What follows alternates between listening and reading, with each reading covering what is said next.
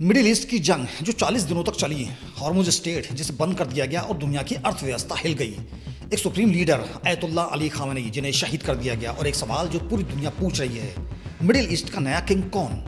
Iran, Israel, America या Saudi अरब? 40 दिनों की इस महाजंग में अब तक कौन जीता, कौन हारा और किसने सबसे ज्यादा फायदा उठाया? ये कहानी शुरू होती है जून 2025 से।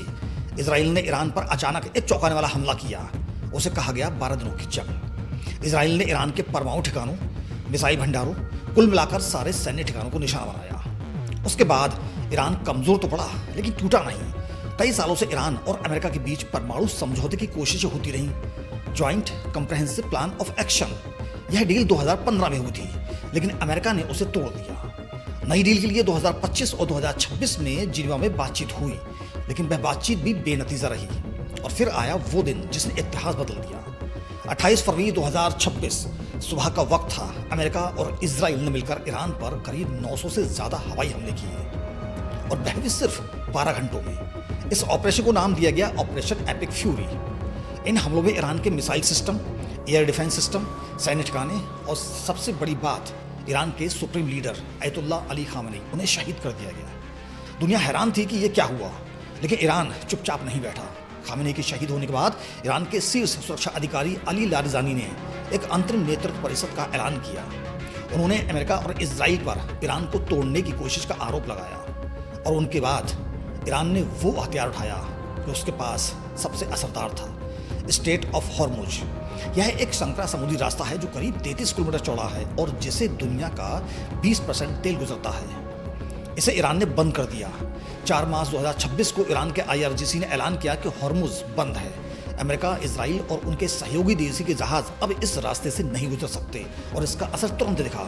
8 मार्च 2026 को क्रूड ऑयल की कीमत $100 प्रति बैरल के पार चली गई, 4 साल में पहली बार, और फिर यह और उछली $126 प्रति बैरल तक। ईरान ने सिर्फ बंद करने का ऐलान नहीं किया, उसने जहाजों पर हमले शुरू किए। 12 मार्च तक 21 से ज्यादा व्यापारिक जहाजों पर हमले हो चुके थे। तेल टैंकरों में आग लगी, क्रू मेंबर मारे गए। फिलीपींस, जो मिडिल ईस्ट के तेल पर सबसे ज्यादा निर्भर है, वहां के राष्ट्रपति ने राष्ट्रीय ऊर्जा आपातकाल घोषित कर दिया।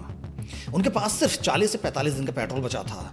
यह दुनिया का 1979 के बाद के तेल संकट के बाद सबसे बड़ा एनर्जी डिसरप्शन था। इधर अमेरिकी राष्ट्रपति डोनाल्ड ट्रंप ने खुद मोर्चा संभाला। 9 मार्च को ट्रंप ने ऐलान किया कि अमेरिका हॉर्मुज का कंट्रोल ले लेगा।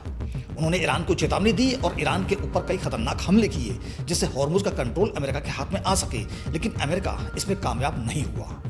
19 मार्च को ट्रंप का एक और बयान आया जो दुनिया भर में छा गया। उन्होंने कहा कि जो देश हॉर्मुज से गुजरना चाहते हैं वह खुद ईरान से लड़े। हॉर्मुज से अमेरिका का कोई लेना देना नहीं है, क्योंकि 16 मार्च को चीन और यूरोपीय नाटो देशों ने ट्रंप की अपील को ठुकरा दिया। उन्होंने हॉर्मुज को फिर से खोलने के लिए सैन्य सहायता देने से इनकार कर दिया। ऑस्ट्रेलिया ने भी सैन्य भागीदारी से मना किया, हालांकि उसने UAE की मदद के लिए एक निगरानी विमान जरूर भेजा। ट्रंप ने कहा कि ऑस्ट्रेलिया ने मुझे निराश किया। 27 मार्च को हॉर्मुज की स्थिति और बिगड़ी। IRGC ने ऐलान किया कि अब अमेरिका, इजराइल और उनके सहयोगी देशों के बंदरगाहों तक आने जाने वाले कोई भी जहाज इस रास्ते से नहीं जा सकते। इस पूरे बवाल के दौरान ईरान में एक नया इतिहास शुरू हो रहा था। अली खामेनी के शहीद होने के बाद ईरान को एक नया सर्वोच्च नेता की जरूरत थी, और वह नाम था मुजतबा खामेनी। जब वे पहली बार सामने आए, उनका संदेश साफ था, हॉर्मुज बंद रहेगा और हमले जारी रहेंगे। इधर ईरान के संसद अध्यक्ष ने भी कह दिया कि हॉर्मुज की स्थिति युद्ध से पहले जैसी नहीं होगी। यह ईरान का ऐलान था कि हम हारे नहीं हैं। इस जंग के दौरान ईरान के 1200 से ज्यादा लोग मारे गए। सुप्रीम लीडर समेत दर्जनों शीर्ष अधिकारी शहीद हो गए। मिसाइल उत्पादन क्षमता 90% तक कमजोर हुई। एयर डिफेंस सिस्टम को बहुत नुकसान हुआ। इजराइल में 13 से ज्यादा इजरायली नागरिक मारे गए। लेबनान में 11 सैनिकों की मौत हो गई। ईरानी मिसाइलों ने डिमोना और अराद जैसे शहरों पर हमले किए। अमेरिका के 13 अमेरिकी सैनिक मारे गए। UAE, Kuwait, Qatar, Bahrain, Saudi Arab, सभी पर ईरान के मिसाइल ड्रोन हमले हुए। यह जंग सिर्फ ईरान और इजराइल के बीच नहीं थी, यह एक पूरे क्षेत्र की आग थी। 4 मार्च 2026 को एक रिपोर्ट आई जिसने दुनिया को चौंका दिया। ईरान ने घोषणा की कि सिर्फ चीनी जहाज हॉर्मुज से गुजर सकते हैं। क्यों? क्योंकि चीन ईरान का सबसे बड़ा तेल खरीदार है, और इस जंग में चीन ने ईरान का साथ दिया। यह चीन की कूटनीति का सबसे बड़ा उदाहरण था। उसने ना तो खुलकर जंग में शिरकत की, ना अमेरिका का साथ दिया, लेकिन चुपचाप वह एकमात्र ऐसा देश बन गया जिसके जहाज हॉर्मुज से आर पार हो रहे थे। चाल के लिहाज से यह चीन की सबसे बड़ी जीत थी।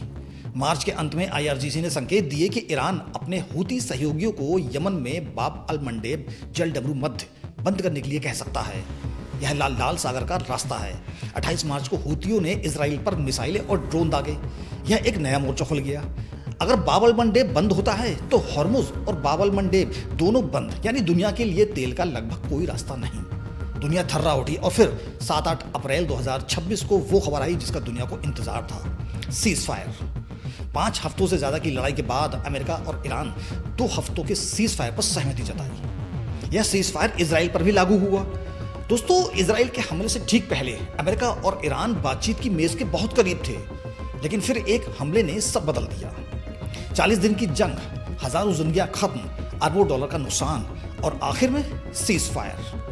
और अब वो सवाल जो आप सबके मन में है, 40 दिन की इस जंग के बाद मिडिल ईस्ट का असली किंग कौन बना? इजराइल ने ईरान के सुप्रीम लीडर अली खामनेई को मार गिराया। मिसाइल उत्पादन 90% कमजोर कर दिया। आईआरजीसी नेवी कमांडर मारे गए। यह इजराइल की सैन्य जीत जरूर थी, लेकिन इजराइल के शहरों पर बार बार मिसाइलें गिरी। डिमोना जैसे परमाणु केंद्र के पास भी हमले हुए। क्षेत्र में इजराइल का राजनीतिक अलगाव बढ़ा। इधर ईरान में भारी नुकसान हुआ। सुप्रीम लीडर मारे गए, हजारों जाने गई, लेकिन ईरान टूटा नहीं। हॉर्मुज बंद करके उसने पूरी दुनिया को घुटनों पर ला दिया। नया नेतृत्व खड़ा हुआ। ईरान ने साबित किया कि वो अंतिम दांव खेल सकता है। अमेरिका ने ऑपरेशन एपिक फ्यूरी चलाया।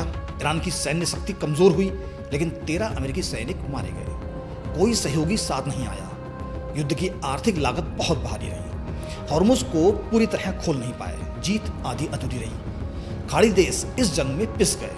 उन पर भी मिसाइलें गिरी, लेकिन ईरान कमजोर होने से उनकी क्षेत्रीय स्थिति मजबूत हुई। युद्ध के बाद की कूटनीति में उनकी भूमिका बढ़ेगी। खाड़ी देश लंबी दौड़ के घोड़े हैं। अब बात करते हैं चीन की।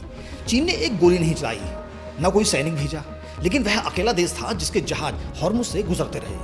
ईरान का सबसे बड़ा समर्थक, दुनिया के तेल बाजार में उसकी पकड़ और मजबूत हुई। तो आखिर में सवाल यही उठता है कि मिडिल ईस्ट का किंग कौन? अगर सैन्य ताकत की बात करें तो इजराइल और अमेरिका ने बाजी मारी। अगर दुनिया को झुकाने की बात करें तो ईरान ने साबित किया कि वो बहुत महंगा दुश्मन है। अगर कूटनीतिक चतुराई की बात करें तो चीन सबसे बड़ा फायदेमंद रहा। और अगर भविष्य की ताकत की बात करें तो सऊदी अरब और खाड़ी देश नई भूमिका में उभरेंगे। यह जंग किसी एक देश की नहीं, बल्कि पूरे क्षेत्र की नई विश्व व्यवस्था की जंग है। अब सीज फायर तो हुआ है, लेकिन शांति नहीं आई। हमले अभी भी जारी हैं। 2 हफ्ते का यह सीज फायर कितना टिकेगा? हॉर्मुज पूरी तरह खुलेगा? ईरान का नया नेतृत्व कितना आक्रामक होगा? क्या अमेरिका और ईरान के बीच कोई नई डील बन पाएगी? ये सवाल अभी जवाब मांग रहे हैं।